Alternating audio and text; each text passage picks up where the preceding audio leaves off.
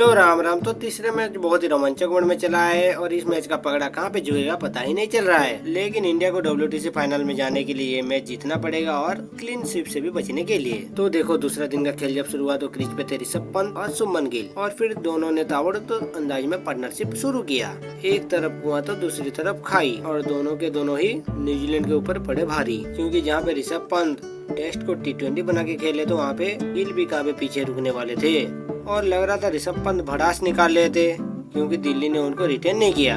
कुछ ऐसा ही लग रहा था, क्योंकि सिर्फ 36 गेंद पे ही अपना हाफ सेंचुरी पूरा कर लिया और इंडिया को न्यूजीलैंड के स्कोर के करीब ला दिए। लेकिन लंच से पहले वो आउट हो गए और लंच तक आते आते इंडिया का स्कोर था 195 पे 5। लेकिन एक तरफ गिल डटे हुए थे और उनका साथ देने आए जडेजा और यहाँ से हमको लगने लगा कि इंडिया एक बड़ा लीड ले लेगा, क्योंकि इसके बाद भी अश्विन, सरफराज, वाशिंगटन आने वाले थे। लेकिन पता नहीं एजाज पटेल को मुंबई के ग्राउंड देख के क्या हो जाता है। जैसे ही इस ग्राउंड में आते हैं विकेट लेना चालू कर देते हैं और इसी ग्राउंड पे वो 10 विकेट लेने का रिकॉर्ड भी बनाया था।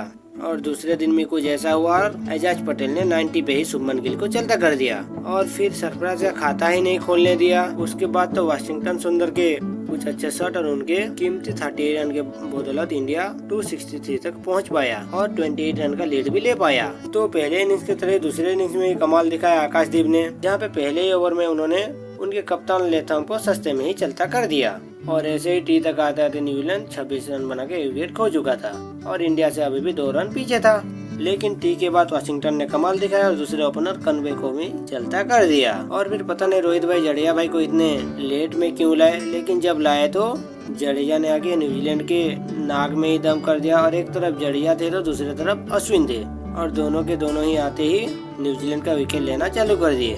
सिर्फ एक विलियम ही थे जिन्होंने पारी को संभाल के रखा था, जहाँ पे उन्होंने पहले पारी में भी हाफ सेंचुरी लगाया था और दूसरे पारी में भी उन्होंने हाफ सेंचुरी लगाया है। तो दिन के खेल खत्म होते होते न्यूजीलैंड 171 रन बना के 9 विकेट खो चुका था और 143 रन आगे था।